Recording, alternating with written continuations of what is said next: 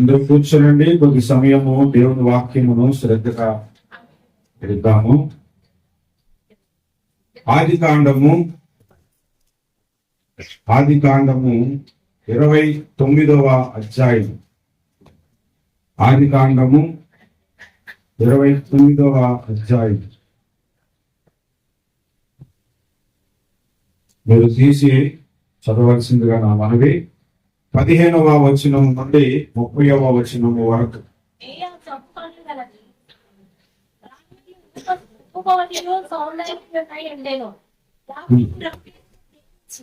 యాకోబు రాహేలును ప్రేమించి నీ చిన్న కుమార్తె అయిన రాహేలు కోసం 7 సంవత్సరములు కొలువు చేసేదనని. అందుకు లాబాను ఆమెను అన్యునికి ఇచ్చుట కంటే నీకు ఇచ్చుట మేలు.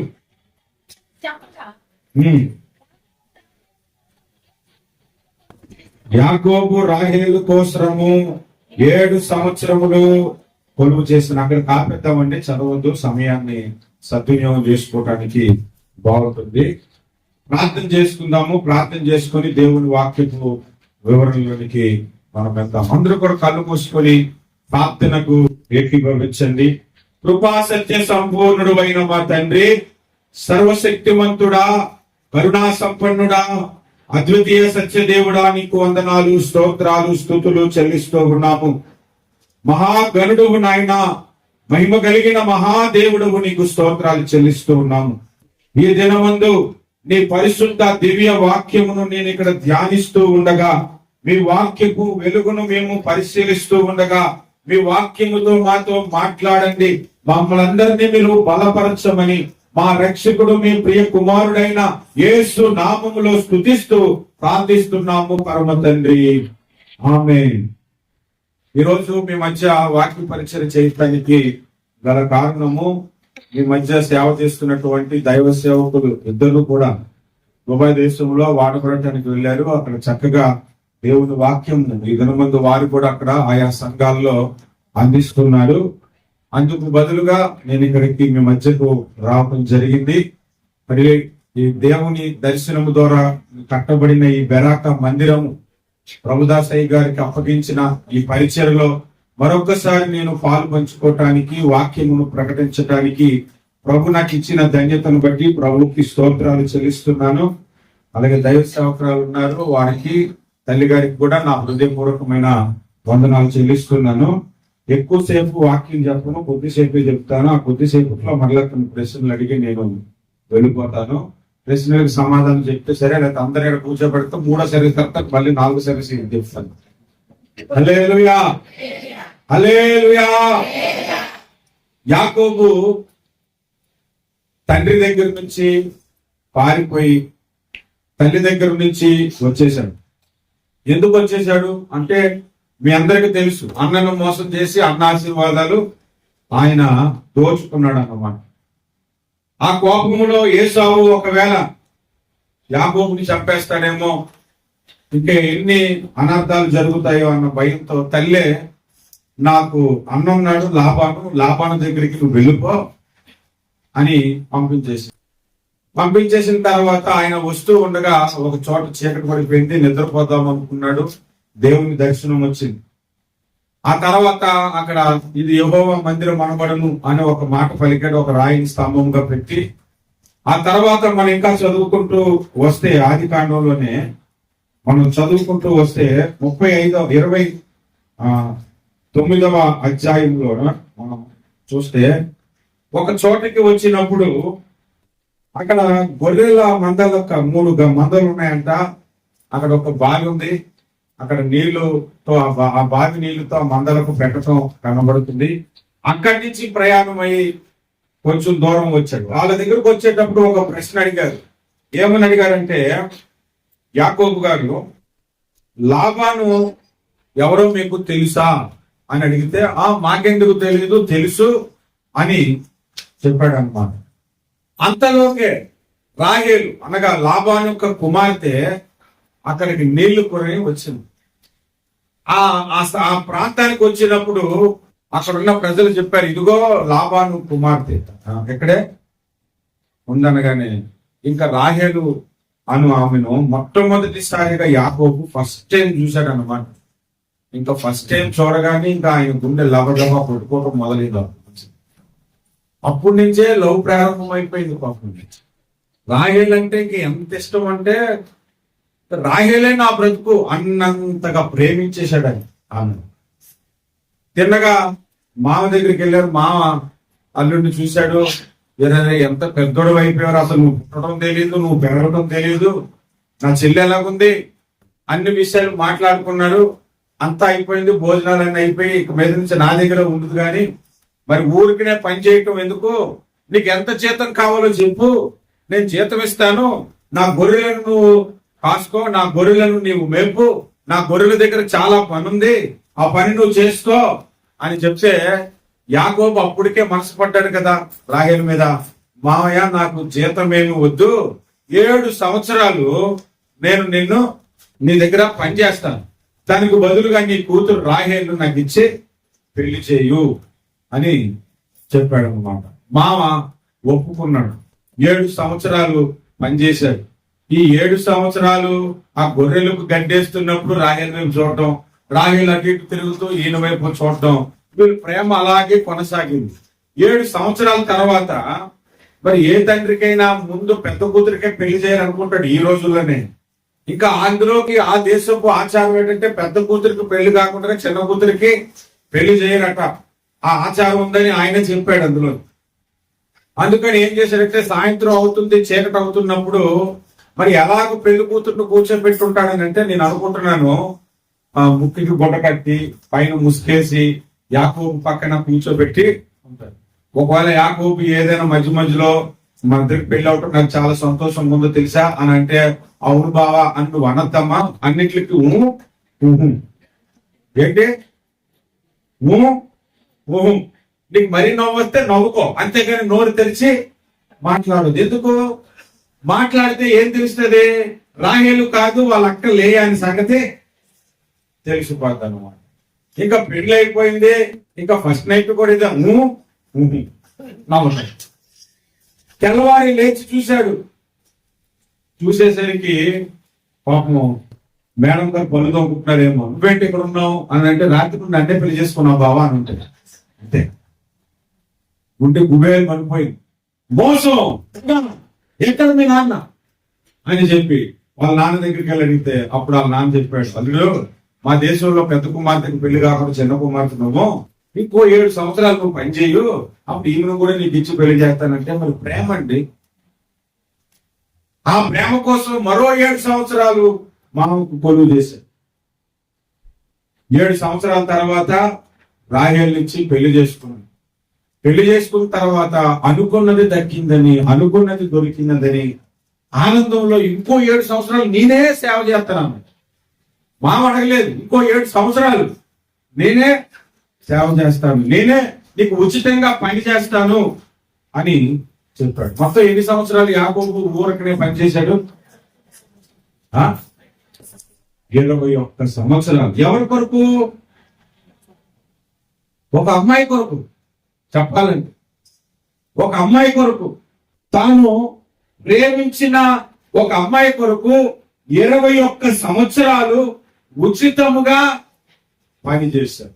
సో ఇక్కడ దాకా మీకు అర్థమైంది కాబట్టి ఇందులో నుంచి ఒక 4 పాఠాలు మీకు నేను చెప్తాను.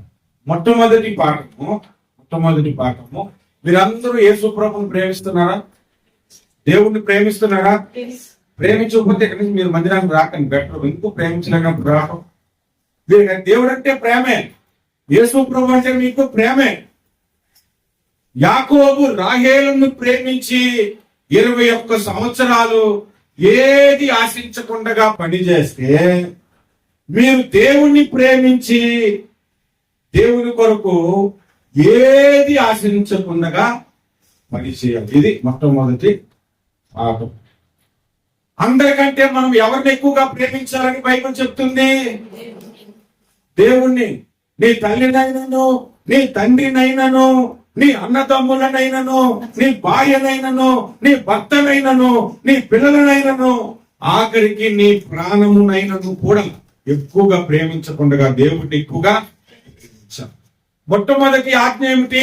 ఆజ్ఞలు రెండుగా చేశారు కదా పాత నిబంధనలోని 10 ఆజ్ఞలను. 2 ఆజ్ఞల్లో మొట్టమొదటి ఆజ్ఞ ఏమిటి? నీ దేవుడైన యెహోవాను పూర్ణ బలముతోను పూర్ణ శక్తితోను ప్రేమింపవలనన్నది అని ఉంది కదా. మరి అంతగా దేవుణ్ణి మొదటిగా మనం ప్రేమిస్తే, యాకోబు రాహేలును ప్రేమించి 21 సంవత్సరాలు ఉచితముగా పని చేస్తే, మనం నిజముగా దేవుణ్ణి ప్రేమిస్తే దేవుని కొరకు ఏది ఆశించకుండా పని చేయాలి. హల్లెలూయా, హల్లెలూయా. మేము ఒకరోజు సింగపూర్ దేశంలో సభ పెట్టుకున్నాం. చాలా పెద్ద సభ, చాలా మంది వచ్చారు. చాలా మంది వచ్చిన తర్వాత ఒక లేడీ ఏం చేసిందంటే, చెంచు పళ్ళలన్నీ క్లీన్ చేయడం పని పెట్టుకుంది. పళ్ళలు, భోజనం పళ్ళలు ఉంటాయి కదా, అందరు తినేసి వెళ్ళిపోతే ఆకులు ఎత్తి పళ్ళలన్నీ క్లీన్ చేయటం మొదలు పెట్టింది. నేను ఆమె చూసి చాలా సంతోషించాను. నీకు ఎందుకమ్మా ఈ పనులు? చాలా మంది పిల్లలు ఉన్నారు కదా, వాళ్ళు చేస్తారంటే, దేవుని పని అన్నాను. దేవుని పని నేను చెయ్యాలి అని చెప్పి అయిపోయింది. నెక్స్ట్ సండే ఆరాధనకు వచ్చేటప్పుడు గడిచిన దినాల్లో సభలు అద్భుతంగా జరిగాయి, దేవునికి మహిమకరంగా జరిగాయి. ఇదిగో పిఎస్ సిస్టాన్ని బ్రదర్ బాగా చూసుకున్నారు, అందరూ ఆయనకి చప్పట్లు కొట్టారు. ఇదిగో భోజన విషయాలన్నీ పలానా బ్రదర్ చూస్తున్నారు, ఆయనకి చప్పట్లు కొట్టండి అన్నాం. వర్షిప్ అంతా ఒక బ్రదర్ బాగా నడిపించారు, వారికి చప్పట్లు కొట్టండి అన్నాం. బస్సులు మెయింటెనెన్స్, చర్చ్ మెయింటెనెన్స్ ఒకరు చూసుకున్నారు, వారికి చప్పట్లు కొట్టండి. పొరపాటున ఈ పేరు చెప్పడం మర్చిపోయింది. అదే లాస్ట్ వీక్. నెక్స్ట్ వీక్ నుంచి ఆమె రాలేదు. ఎందుకు రాలేదా అని ఫోన్ చేస్తే తీరు. ఒక బ్రదర్ ఇంటికి వెళ్ళి కనుక్కున్నాడంట, నేను బల్లలు చూశానండి, కనీసం గుర్తించలేదు ఆ పాస్టర్ గారు అని. అంటే నేను గుర్తించడం కొరకు పనిచేసింది ఆమె. నిజంగా దేవుణ్ణి ప్రేమించి చేస్తే మనుషుల గుర్తింపు కొరకు మనం చూడం. ప్రతి మనిషి కూడా మర్చిపోతాడండి, మర్చిపోరు. మీరే ఎన్నో విషయాల్లో మర్చిపోయి ఉంటారు. నేనేంటో తెలుసా, నా ఫస్ట్ మ్యారేజ్ డేనే నేను మర్చిపోయాను. నా ఫస్ట్ వెడ్డింగ్ యానివర్సరీ నా భార్య ఫోన్ చేసి, ఇండియాలో నుంచి, నేను సింగపూర్లో ఉన్నా, ఏంటి ఎలా ఉన్నావు, ఈరోజు ఏంటి, ఈరోజు ఏంటంటే, ఈరోజు ఏంటే ఈరోజు అంటున్నాను. కానీ ఆ రోజు నా పెళ్లి సంగతి కూర్చోదు. తర్వాత ఆమె బర్త్డే కూడా మర్చిపోయాను. ఫస్ట్ లో ప్రతి ఒక్కరు కామంగా మర్చిపోతారేమో. ఈ రోజు ఏంటో గుర్తుందా నీకు అంటే, ఈరోజు ఎంత తలకి ఒప్పుకున్నా గుర్తు రావట్లేదు.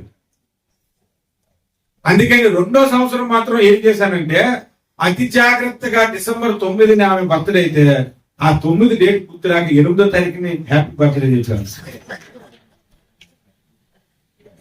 హ్యాపీ బర్త్డే చెప్తే ఎక్కువ చెప్పలో కూడా తెలియదు. రేపు నా బర్త్డే అని మరుసటి రోజు మర్చిపోయి మరుసటి రోజు చెప్పాను 10వ తారీఖు. మనం మర్చిపోతాం. అదే మీరు గుర్తు పెట్టుకోండి. పాస్టర్ గారు మర్చిపోవచ్చు, పాస్టర్ గారు మర్చిపోవచ్చు, అంత మాత్రాన్ని మీకు గుర్తింపు లేదని కాదు. కానీ మర్చిపోని వ్యక్తి ఒక ఆయన ఉన్నాడు. ఆయన మన నజరేయుడు. నువ్వు చేస్తే పరిచయం మర్చిపోడు, నువ్వు జాబ్లెస్ లో మర్చిపోడు, నువ్వు ఈ కెమెరా సెట్ చేస్తే మర్చిపోడు, మైక్ అందిస్తే మర్చిపోడు, వాటర్ బాటిల్ తెచ్చిస్తే మర్చిపోడు. ఆయన పేరిట గిన్నెడు చల్లెలిస్తేనే ఆయన మర్చిపోడు. హల్లెలూయా. ఒకసారి కాకినాడ సభలకు వెళ్ళాను, మంచి చలికాలం. ఒక ఆమె చల్లటి వాటర్ తెచ్చింది. నాకు అసలే చలి తొందరగా పడదు. మధ్యలో ఏసీ ఆపేది చూస్తాను, కానీ మా ఆవిడ ఏసీ కూడా ఆపదు. నేనే 2 దుప్పట్లైనా గొప్ప. అందులోకి చల్లగా ఉంది, చలికాలము. ఉదయం హోటల్లోని నాకు పెట్టినప్పుడు ఏమో అక్కడ హీటర్ పోయి చల్లనీళ్ళే చేసి వచ్చాను. ఇంటికి వచ్చిన తర్వాత చల్లటి ఫ్రిడ్జ్ లో నీళ్ళు తీసుకొచ్చి ఇచ్చింది నాకు. ఇస్తే అమ్మా చల్లగా ఉంది కదా, కాస్త వేడిగా వచ్చు కదట. బైబిల్లో ఏమని రాసి ఉందని నన్ను అడిగింది. ఏమని రాసిందనంటే, నా పేరిట గిన్నెడు చల్లటి నీళ్ళు ఇస్తే దీంట్లో నువ్వు తాగాల్సిందే అంటున్నాను. అమ్మా ఇశ్రాయేలీల్లో ఎండలు ఎక్కువ, అందుకే చల్లటి నీళ్ళు ఇచ్చారు. మీరేంటి ఇప్పుడు చలికాలం కూడా చల్లటి నీళ్ళు ఇస్తున్నారు అని నేను చెప్పుకోవాల్సి వచ్చింది. ఏంటి, మీరు దేవుని పేరిట ఏ పని చేసినా దేవుడు మర్చిపోడు, దానికి ప్రతిఫలం వస్తుంది. కానీ మీరు ఎలా పని చేయాలంటే ఏది ఆశించకుండగా పని చేయాలి. హల్లెలూయా. మీరే కాదు, మేమేనంతే. సేవకులైనా కూడా దేవుని ప్రేమించే సేవ చేయాలి. ఒకసారి యేసు ప్రభు పేతురుని పిలిచాడంట. మీ అందరికి తెలుసు ఆ వచనం, యోహాను సువార్త 21వ అధ్యాయం. పేతురుని పిలిచాడు. ఏమని? యోహాను కుమారుడైన సీమోను అని పిలిచాడు. పిలిచి, నీవు నన్ను ప్రేమిస్తున్నావా అని అడిగాడు. అవునా? ప్రేమిస్తున్నానంటే అప్పుడు యేసు ప్రభు ఏమన్నాను తిరిగి? ఐ లవ్ యూ టూ అని అన్నాను. అంతే కదా? ఐ లవ్ యూ అంటే ఐ లవ్ యూ టూ అని అన్నాను. నేను నిన్ను ప్రేమిస్తున్నానంటే నేను కూడా నిన్ను ప్రేమిస్తున్నాను అన్నాను. కానీ యేసు ప్రభు అని అనలేదు. నువ్వు నన్ను ప్రేమిస్తున్నావా అంటే ప్రేమిస్తున్నాను ప్రభా అన్నాడు. అనగా అప్పుడు యేసు ప్రభు ఏమన్నాడు? నా గొర్రెలను మేపుము. హల్లెలూయా. అన్న రెండోసారి అడిగాడు, సీమోను నన్ను నీవు ప్రేమించుచున్నావా అని అడిగితే, ప్రభా నేను నిన్ను ప్రేమిస్తున్నాను. అప్పుడు ప్రభు ఏమన్నాడు? అయితే నా గొర్రెలను మేపుము. మరలా మూడోసారి అడిగాడు, నువ్వు నన్ను ప్రేమించుచున్నావా అంటే నేను ప్రేమించట్లేదేమో అని ప్రభు అనుకుంటున్నాడేమో అని. అది నీకే తెలుసు ప్రభు అన్నాడు. అంటే ప్రభు కూడా తెలుసు ఆయన ప్రేమిస్తున్నాడు. ఆ మూడోసారి కూడా ఏమన్నాడు? అయితే నా గొర్రెలను మేపుము, నా గొర్రెలు కాయు, నా గొర్రెలను చూసుకో అంటే దేవుని ప్రేమించేవాడు మాత్రమే దేవుని సేవ చేయాలి. దేవుని ప్రేమించేవాడు మాత్రమే దేవుని మందిరంలో పనులు చేయాలి. యాకోబు రాహేలును ప్రేమించి మొదట 7 సంవత్సరాలు ఫ్రీగా పనిచేశాడు. మరి గొర్రెలు కాయడం అంటే అది చాలా ఈజీగా ఉంటుందండి. మంచి ఎండలో గొర్రెలు తీసుకెళ్ళాలి, గడ్డి తీసుకొచ్చి చేయాలి. మీ పిల్లోడికి స్నానం చేయించడానికంటే మీకు ఎంత చిరాకు పడుతుందో. వాడు రుద్దుతున్నాడు. మా పాపకి స్నానం చేపిస్తున్నప్పుడు తల రుద్దామనుకో, ఇలా కింద దింప, సరిగ్గా నించోదు, సరిగ్గా రుద్దనవదు, వీపు రుద్దనవదు, రుద్దుతున్నంతసేపు ఎగురుతుంది, డాన్స్ లేస్తుంటుంది. మరి ఒక్కొక్క గొర్రెకు స్నానం చేయించాలంటే ఇంకెలా ఉంటుందో చూడండి. ఎంత కష్టమైన పని అనుకుంటున్నారు అది. చాలా చాకిరి అది. అంత కష్టము రాహేలు కొరకు ఫ్రీగా చేశారు. ఎంత కష్టమైనా మీరు దేవుని కొరకు ఏది ఆశించకుండా పని చేస్తానని ఒక తీర్మానం తీసుకోండి. హల్లెలూయా, హల్లెలూయా. ఎంత గొప్ప అద్భుతమైన విషయం ఇది. రెండో విషయం చెప్తాను. అదే విషయంలో నుంచి మీరు చూడండి. ఆయన 7 సంవత్సరాలు ప్రేమించినప్పుడంట, ఆ 7 సంవత్సరాలు అతనికి కొద్ది దినములుగా ఉన్నాయి. ఎన్ని దినములు? 7 సంవత్సరాలు లేవు. 7 సంవత్సరాలు లేవు. నేను ఒక చోట ప్రసంగం చేయడానికి వెళ్ళాను. పాస్టర్ గారు చెప్పక పొరపాటున ఒక మాట చెప్పాడు ప్రసంగం చేయడం. అయ్యగారు మీ ఇష్టం, మీ ఇష్టం అన్నాడు. 2 గంటలు ప్రసంగం చేశాను. 2 గంటలు ప్రసంగం చేశాక నేను కిందకి దిగి వస్తే అందరూ అంటున్నారు, అప్పుడే అభిషేక్ అయ్యారు అని అంటున్నారు. అంటే వాళ్ళు అంత ఇంట్రెస్ట్ గా విన్నారు. ప్రసంగం చేసిన నా గొప్పతనం కాదు అది. ఆ వినేవాడు ఇంట్రెస్ట్ గా వింటే తప్పు సమయం చెప్పినట్టే ఉండదు. కానీ కొన్ని సంఘాలకు వెళ్ళి వాక్యం చెప్తుంటానండి, ఆ కిందకి వెళ్ళిపోయి అక్కడి నుంచి అంటుంటారు అన్నమాట. నాకేమో తొందరగా అర్థం కాదు. ఇలా అన్నాడు అనుకో, బాబు దేవుని ప్రేమ అనుకుంటాను. కొంతమంది అక్కడికి వెళ్ళి ఇలా చూపెడతారు. కొంతమంది ఇంకా ఒక సంఘంలో అయితే ఒక ఆయన కర్రతో వాక్యం చూపించాడు. ఇలా చూపెడితే అది పని చేయట్లేదేమో అనుకుంటున్నాను అప్పటికి కూడా. ఏంటి ఆసక్తితో దేవుని కొరకు మనం పనిచేస్తే ఎంత కష్టమైనా అది కష్టం అనిపించదు. దేవుని ప్రేమించే వాడికి ఎన్ని శ్రమలు వచ్చినా అది పెద్ద శ్రమలుగా అనిపించదు. యేసన్న గారు ఒక పాట రాశారు. ఏం పాట? ఆ పాటలు ఉంటే, నీవు నాకిచ్చే మహిమ ఎదుట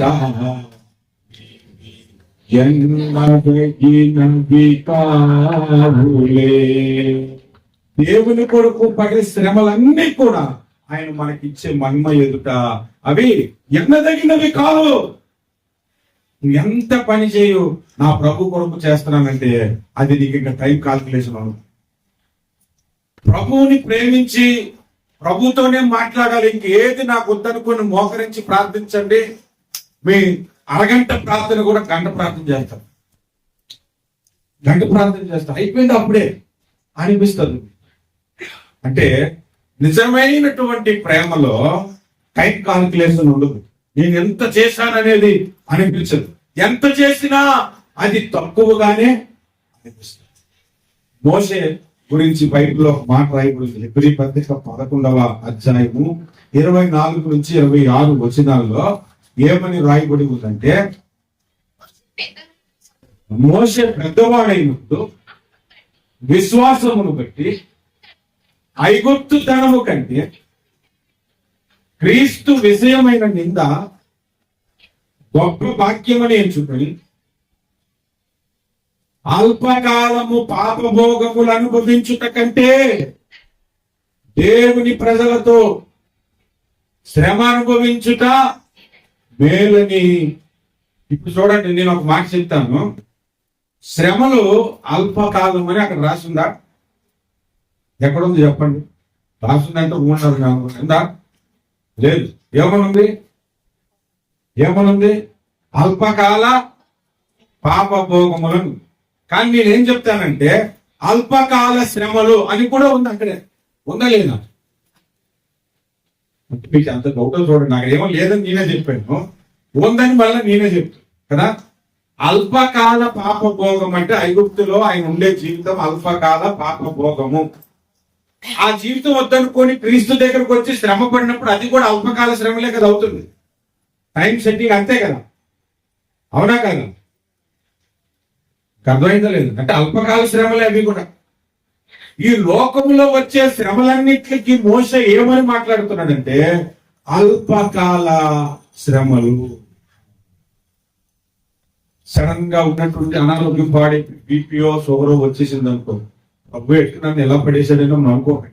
దేవునికి స్తోత్రం చెప్పండి. హల్లెలూయా. సడన్ గా ఆస్తి నష్టం వచ్చింది అనుకో, మీరు బాధపడిపోవద్దు.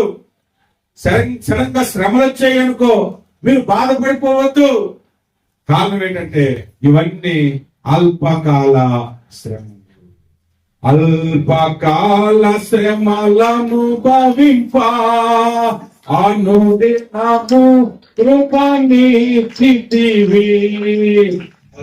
అల్పకాల శ్రమలను భవింప అనుదినము కృపనిచ్చితివి. నాదు నడుము జాయలో చుట్టూ నన్ను అతిథివి. హల్లెలూయా, హల్లెలూయా, హల్లెలూయా, హల్లెలూయా.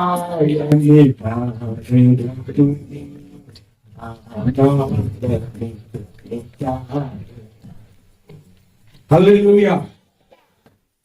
ఎన్ని శ్రమలైనా మనకు కొద్దిగానే ఉంటాయి, ఎంత కష్టమైనా అది మనకి కొద్దిగానే ఉంటాయి. ఒక్కోసారి దూరం నుండి చర్చికి రావాలనిపిస్తుంది. నిజంగా దేవుణ్ణి ప్రేమిస్తే ఇన్ని గంటలు ప్రయాణం చేసి చర్చికి రావాలా నేను అని అనిపించదు.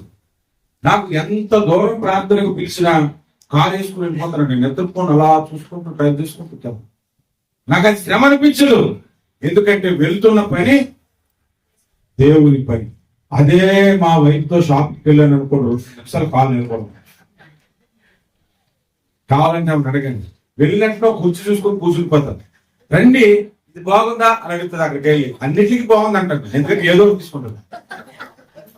బాగోలేదంటే బాగోలేదు కానీ పైన ఇంకెన్ని షాపులు తిప్పుతుంది అన్న పైన. ఏది చూపించు బాగుంది, ఏది చూపించింది ఇంకా బాగుంటుంది అనేస్తాను. పాపం సీక్రెట్ చెప్పాను, చెప్పిన కూడా నమ్మండి.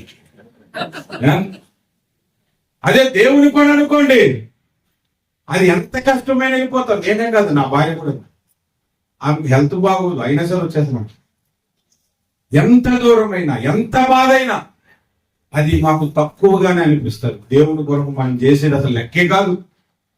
నిజంగా దేవుని మనం ప్రేమిస్తే ఎంత సమయమైనా ప్రార్థిస్తావు, ఎంత పనైనా చేస్తావు, ఎన్ని శ్రమలైనా భరిస్తావు.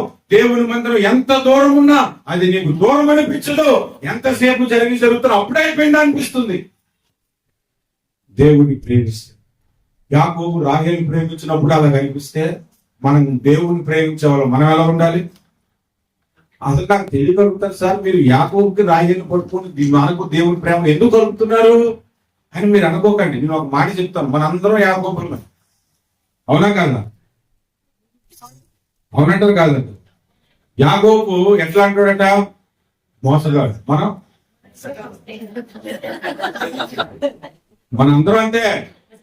మన హృదయం అంట మోసకరమైనది, అది వ్యాధి గలది అన్నాడు. మనందరి హృదయము మోసకరమైనది. అందరూ యాకోబులమే. యాకోబుల మాటకే అర్థం. మోసం ఊరికనే చేస్తారండి. నమ్మించి ద్రోహం చేస్తేనే మోసం చేయగలం. ఎదుటో నమ్ముతేనే కదా మోసం చేయగలం. నమ్మలోనికి మోసం చేయగలమా? చేయలేం. ఉదయం పూట టిఫిన్ కొనేటప్పుడు ఒక ఆమె దగ్గరికి వెళ్ళి డబ్బులు ఇస్తాను. ఆమె పేపర్ని ఇలా తీసి 10 సార్లు ఇలా చూసుకుంటుంది. 10 సార్లు మనకి చెల్లెలు కనిపించేటప్పుడు ఇలా చూసుకుంది. 2 ఇచ్చేదేమో అని. అమ్మాయి ఒకటే అని చెప్పిన ఉందో చూసుకోవాలి అని చూసుకుంటుంది. ఎందుకంటే నమ్మదామే. నమ్మితేనే కదా మోసం చేస్తాం. మనం మోసగాలం అంటే అబద్ధం చెప్పకుండా మోసం చేయగలమా? మీతో పాటు నేను యాకోబునండి బాబు, మీరేం మొహం ఊడుకోకండి. మనం అస్సలే అబద్ధం ఆడలేదని చెప్పకండి. మేము ఎప్పుడు మోసం చేయలేదని చెప్పకండి. చాలా విషయాల్లో మన హృదయం అట్లాంటిదే. మనమందరము యాకోబులమే. ఆ యాకోబు రాహేలును ప్రేమించాడు, మనం దేవుణ్ణి ప్రేమిస్తాం. హల్లెలూయా, హల్లెలూయా. మనం ఆ యాకోబు రాహేలును ప్రేమించి ఎంత పని చేసినా అది పెద్ద పనిలాగా అనిపించలేదంటే, మనము కూడా దేవుని ప్రేమిస్తే అది పెద్ద పనిలాగా అనిపించదు. నేను ఏలూరులో బస్సు ఎక్కాను. నా ముందు ఒక ఆమె ఏలూరులో బస్సు ఎక్కింది. ఫోన్ పట్టుకుంది. ఆ ఫోన్ మాట్లాడేటప్పుడు ఇలా వింటది. అది కాదు ఇలా వింటది. చెప్పురా వింటది. అందరూ నాకు చిన్న మాట్లాడు.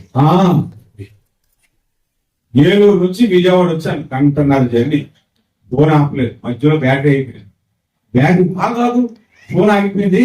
ఆగిపోతుంది వాళ్ళకి నుంచి బ్యాటరీ తీసి లోపల నుంచి పవర్ బ్యాంక్ తీసి దాన్ని ఛార్జ్ పెట్టుకుని మాట్లాడు. విజయవాడ నేను దిగి గుంటూరు బస్సు ఎక్కాను.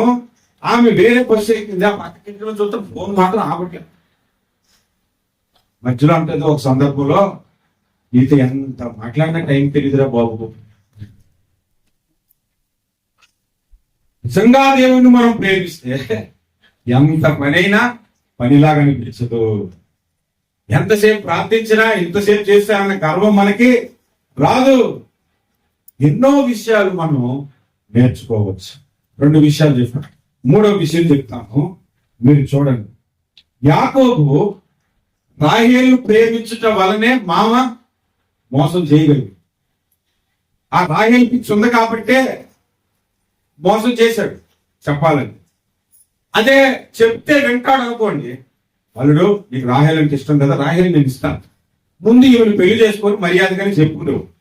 ఒకవేళ చెప్తే యాకోబు ఎలా ఉంటాడు అంటే, ఎలా కనపడుతున్నాడు నీ గంటకి 7 సంవత్సరాలు నా చేత కొట్టి చాకరీ చేయించుకొని అని అంటాడని మామ ముందే బాగా కనిపెట్టి వీడికి చెప్పి చేసే కన్నా చెప్పకుండా చేయటం మంచిది. చెప్పకుండా చేయటం మంచిదండి. మా నాన్నగారు నేను సిప్పాడులో పనిచేశాను. నాకు 8 years అప్పుడు మా నాన్నగారితో పాటు సిప్పాడులో పనికి తీసుకెళ్ళాను. తీసుకెళ్తే ఒక వర్క్ చేస్తున్న దగ్గర మిషనరీ వచ్చింది. ఆ మిషనరీకి అట్ట ఉంటుంది కదా, మనం ఫ్రిడ్జ్ కొనుక్కున్న టీవీ కొనుక్కున్న అట్ట ఉంటాయి కదా, అవన్నీ డస్ట్బిన్ లో పడేశారు అనమాట. పడేస్తే అట్ట ఒకటి బాగుంది, ఇంటికి తీసుకొచ్చి గోడకు పెట్టుకుందామని మా నాన్నగారు తీసుకొని సెక్యూరిటీ ఒకటి అడిగాడు. అది ఎలాగో చెత్తలోనే పడేస్తారు. ఇది ఇంటికి పట్టుకెళ్తానంటే, నేను ఇక్కడ సెక్యూరిటీ ఎలా పట్టుకెళ్తావు నువ్వు అని అన్నాడు. ఇవ్వలేదు. వీడికి ఎలా ఉందని మా నాన్న డ్రైవర్ ట్రాక్టర్ ట్రైన్ నడిపించడం, మొత్తం వెహికల్స్ అన్ని డ్రైవ్ చేస్తారు. అది తీసుకెళ్లి అందులో పడేసి తీసుకొచ్చారు. అడిగితే పంపించలేదు. మనం దొంగతనం పట్టుకొచ్చి తీసుకొచ్చి చూడడానికి అన్నాడు. కొంతమందికి అడిగితే చేయరు, సైలెంట్ గా పని చేయించారు. ఇది చేయి అది చేయని చెప్పకూడదు. ఇక్కడ మనం నేర్చుకోవలసిన మూడవ పాఠం ఏంటంటే, భయంకరంగా మోసపోయినప్పటికీ కూడా రాహేలు మీద ప్రేమ తగ్గలేదండి. చూసావా, నిన్ను ప్రేమించబట్టి మీ నాన్న నన్ను మోసం చేశాడు, నీ మీద ప్రేమ చల్లారిపోతున్నాను అనలేదు. ఇంకా ప్రేమ అధికమైపోతుంది. ఇంకో 7 సంవత్సరాలు కూడా ఆయనకి పొద్దులాగే అనిపిస్తుంది. ఇంకో 7 సంవత్సరాలు ఆమె కొరకు పనిచేయటానికి ఆయన మనసును సిద్ధపరుచుకున్నాడు. అంటే చూడండి, మనం దేవుని ప్రేమించేటప్పుడు మనకి కూడా కొన్ని సమస్యలు ఎదురవుతాయి. సడన్ గా మనం మోసపోవచ్చు, ఆస్తి మోసపోవచ్చు, ఆరోగ్యం పాడైపోవచ్చు. ఇంతగా నేను ప్రభువుని ప్రేమిస్తుంటుంటే నాకు ఎందుకు ఇలా జరిగిందని అలగకూడదు. మనం ఎందుకు నా జీవితంలో ఇలా జరిగిందని మనం చెప్పుకోకూడదు. ఒక ఆయన క్రైస్తవుడు ఒక పాట రాశారు. నాకు ఆ పాటలో మొదటి పాట నాకు మా చరణం నాకు నచ్చదు. ఎందుకు ఇలా జరిగింది, నాకు అది ఇష్టం ఉండదు. ఎందుకు ఇలా జరిగిందంటే ఎలాగైనా జరగనే నేను యేసయ్యను ప్రేమించేదే. హల్లెలూయా. ఎన్ని ఇబ్బందులు వచ్చినా నేను యేసుని ప్రేమించేదే, నేను మోసపోయిన యేసుని ప్రేమించేదే. అలాగ మనము ప్రభువుని ప్రేమిస్తూ ముందుకు వెళ్ళుకుంటూ ఉంటాం. హల్లెలూయా. నువ్వు ప్రభువుని ప్రేమిస్తున్నావు అంటేనే నీకు శ్రమలు వస్తాయి. కారణం ఏంటో తెలుసా? ఆయన ప్రేమించకుండా ఉండటానికి. దుష్టుడు శోధన ఎందుకు తెస్తాడో తెలుసా అండి మనకి? శోధన ప్రభువు నుంచి దూరం చేయడానికే వాడి టార్గెట్. అంతే, వాడు ఒకటే టార్గెట్, ప్రభు దగ్గర నుంచి నువ్వు దూరం అయిపోవాలి. యోబుకు శోధనలు ఎందుకు వచ్చే? దేవుడిని దూషిస్తాడని, దేవునికి దూరం అయిపోతాడని. యోబుకి డబ్బున్నందుకు సాతానికి బాధ లేదు. కోట్ల డబ్బున్నే దేవునికి దూరంగా ఉంటాడు, హ్యాపీయే. కానీ సాతానికి బాధ ఏంటో తెలుసా? రోజు ఉదయాన్నం లేస్తాడు, కొడుకుల కొరకు కూతురుల కొరకు బరులు అర్పిస్తాడు, ప్రార్థన చేస్తాడు, నీతి అంటాడు, న్యాయం అంటాడు, యథార్థంగా బ్రతికేస్తున్నాడే, భక్తి చేసేస్తున్నాడే, దేవుడు కూడా ఈయన భక్తిని మెచ్చుకుంటున్నాడని వీడికి కడుపుమంట. అందుకని ఎలాగైనా యోబుని పాడు చేసేయాలి, ఎలాగైనా యోబుకి దేవునికి మధ్య గొడవ పెట్టి విడదీసేయాలి. అంటే ఏం చేయాలో తెలియక ఆస్తి నష్టాన్ని తెచ్చాడు, కుమార్తెలు చనిపోయేలాగా చేశాడు, ఒంటికి అనారోగ్యం వచ్చేలాగా చేశాడు. అయినా కూడా క్రీస్తు ప్రేమ నుండి అతన్ని ఎడబాపలేదు. హల్లెలూయా. ఎన్ని శ్రమలు వచ్చినా, ఎన్ని ఇబ్బందులు వచ్చినా ప్రభువుని ఎలా ఉండాలంటే ప్రేమింతును అధికముగా ఆరాధించు ఆసక్తితో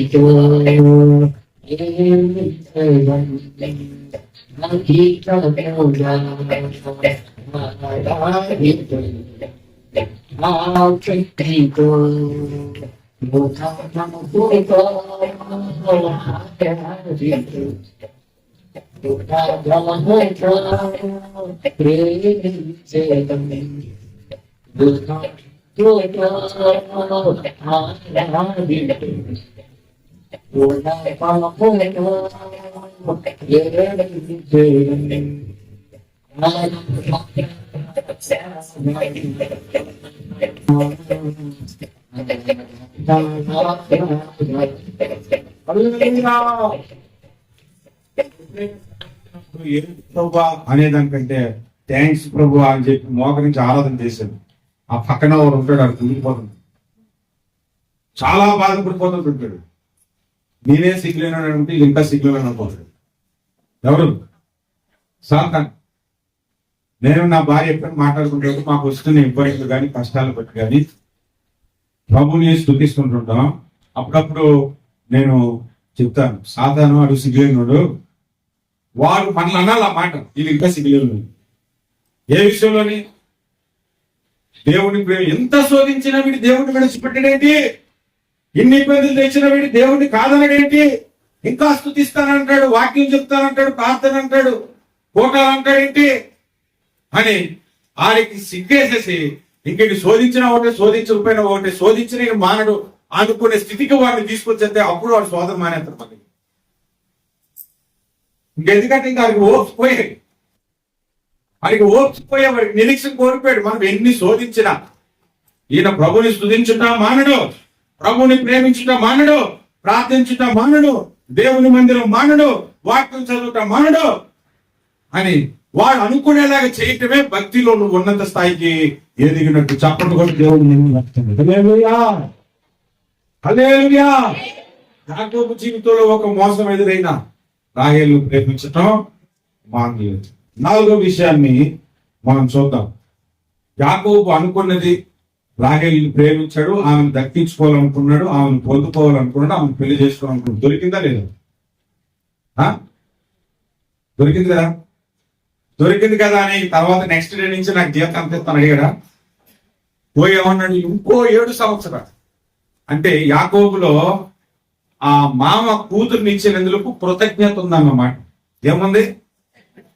ఇంకో 7 సంవత్సరాలు పడింది, నేనైతే చేయలేను. అప్పుడప్పుడు గిన్నెలు తోమాలంటే నాకు చాలా బాధగా ఉంటుంది. పాపేమో కాక్షాది లేదు కదా, ఆ గిన్నెలలో చూసి రేపు తోముందని అనుకుంటా. ప్రతిరోజు పడుకునేటప్పుడు మా ఆవిడకి ఒక ఫోబియా ఉంది. చిన్న డస్ట్ ఉంటే పడుకోవద్దు. దుప్పటి మీద డస్ట్ ఉందని దులిపించేది తెలుసా. మధ్యరాత్రిలో పడుకున్నాను కూడా లేపి ఆ దుప్పటి దులిపి మళ్ళా దాని మీద వేసేసరికి నాకు నిద్ర చేస్తుంటాడు ఒక పక్కన. నేనైతే ఊరికినే 7 సంవత్సరాలు పనిచేయను నేను, కానీ దేవుని కొరకు అయితే పనిచేస్తాను. హల్లెలూయా, హల్లెలూయా. దేవుని కొరకు 4వదిగా మనం ఎలా ఉండాలంటే ప్రేమతో కృతజ్ఞత కలిగి ఉండాలి. మనం ప్రేమతో ఆయనకు కృతజ్ఞత కలిగి ఉండాలి. దేవునికి స్తోత్రం కలుగు. అటువంటి కృతజ్ఞత మీకుందా? అటువంటి కృతజ్ఞత హృదయము మీకున్నదా? ఆదివారం మందిరానికి వస్తే దేవుడు మనకు ఏమి ఇస్తాడన్నట్టు కాదండి, దేవునికి మనమే ఇస్తామన్నట్టు. దేవుని దగ్గర నుంచి పొందుకునే భక్తి ఏమో ఎల్కేజీ భక్తి, దేవునికి ఇచ్చే భక్తి ఏమో డిగ్రీ భక్తి. మీరందరూ గ్రాడ్యుయేట్స్ అయిపోవాలి, ఆధ్యాత్మిక జీవితం. ఎల్కేజీ స్టూడెంట్ లాగా ఉండదు. దేవుడు నాకు ఏమి ఇచ్చాడనే దానికన్నా దేవుని కొరకు నేను ఏం చేశాను అనేది మనం దృష్టిలో పెట్టుకోవాలి. అది భక్తిలో ఉన్నతమైన భక్తి. హల్లెలూయా, హల్లెలూయా. యేసు ప్రభు శిష్యులు 12 మంది, మనకు బాగా తెలిసిన 12 మంది ఉన్నారు కదా. 12 మంది అద్భుతాలు చూశారు. 12 మంది రొట్టెను ద్రాక్షరసం చేయడంగా, నీళ్లను ద్రాక్షరసం చేయడం చూశారు. 5 రొట్టెలు 2 చేపలను 5,000కు పంచడం చూశారు. అద్భుతాలు చూశారు. చనిపోయిన బ్రతికించడం అన్ని చూశారు. యేసు ప్రభు బోధలు విన్నారు. యేసు ప్రభుని రోమా ప్రభుత్వం అరెస్ట్ చేస్తే దానికి ముందు ఒకడేమో మోసం చేశాడు, మిగిలిన 10 మంది పారిపోయాడు. ఒకే ఒక్కడు మాత్రం కృతజ్ఞత కలిగి యేసు ప్రభు సిలువ దాకా వచ్చాడు. ఎవరైనా? యోహాను. అతన్ని యేసు ప్రేమించిన శిష్యుడు అంటాం. అంటే అర్థమైంది తెలుసా? ఈయన అందరికంటే ఎక్కువగా యేసుని ప్రేమించాడు. హల్లెలూయా. మీరు చూడండి, ప్రాణ భయముతో పారిపోయిన శిష్యులందరూ యేసు ప్రభు కొరకు హతసాక్షులయ్యారు. ప్రాణం పోయినా పర్వాలేదని సిలువ దాకా వెళ్ళిన యోహానును వేడి నూనెలో దించితే చావలేదు, విషం తాగిస్తే చావలేదు, కత్తితో ఇటు నుంచి పొడిస్తే అటు సైడ్ వచ్చేసింది కానీ చావలేదు. ఈయన్ని మనం చంపలేమని నిర్ణయించుకొని పద్మాసు దీపలంకలో బయలుదేశారు. ఎందుకంటే అక్కడైతే ఎవరు జనం ఉండరు, సువార్త చెప్పడు. ఇక్కడ ఉంటే చెబుతాడు, మనం చంపలేము. చంపలేని వాడికి ఇంకెంత సువార్త చెప్తాడు చెప్పండి? ఇప్పుడు రోడ్డు మీదకి వెళ్ళి మనం పాపరెడ్డి పంచుతుంటే మధ్యలో ఒకటి ఈ మధ్య వీడియో పెట్టాడు, ఆ బీచ్ వచ్చాడు అడుగుతాడు, నీకు ఇచ్చాడు, నీకు ఎవడమన్నాడు, ఇది హిందువులు ఉండేది, ఇది నీకు ఎవడమన్నాడు అని బీచ్ వచ్చినట్లు అడుగుతున్నాడు. అలాంటి దేవుడు ఉందనుకోండి మనకి, మనం కత్తితో పొడిచిన చావం, విషం తాగిన చావం, వేడి నూనెలో దించిన అగ్నిలో పడేసిన చావట్లేదు అనుకోండి, మనం భయపడతామా? భయపడతామా? ఇంకా మనం బలంగా చెప్పేస్తాం సువార్త పోయి. అందుకని ఆయన ఏం చేశారంటే తీసుకెళ్లి పద్మాసు దీపలంకలో పెట్టేశారు. అంటే ఎందుకంటే ఎక్కువగా యేసుని ప్రేమించిన శిష్యుడు యోహాను. హల్లెలూయా. అందరము యేసుని ఎక్కువగా ప్రేమించాలి. ఇది దేవుడు మనతో మాట్లాడుతున్న మాట. 4 చెప్పాను. 5వ విషయం చెప్పి నేను ముగిస్తాను. ఏడు ఏడు ఏడు అనే మాట మనకి కనబడుతుంది. అవునా? 7 సంవత్సరాలు 7 సంవత్సరాలు 7 సంవత్సరాలు. యాకోబు చెప్పేటప్పుడు ఒక 5 సంవత్సరాలు నీ సేవ చేస్తానని అనొచ్చుగా. దానికి మామ లేదు 7 అని అంటాడా? అనడు. 7 అనే మాట బైబిల్లో స్పష్టంగా ఎందుకు రాసింది?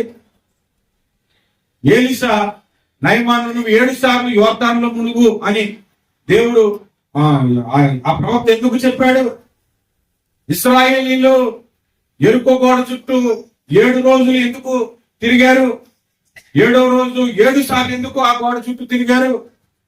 7వ దినమున యేసు ప్రభు అనగా దేవుడు సృష్టికర్త ఎందుకు విశ్రమించాడు అంటే 7 అనే మాట సంపూర్ణత అని, సంపూర్ణ సంఖ్య అని.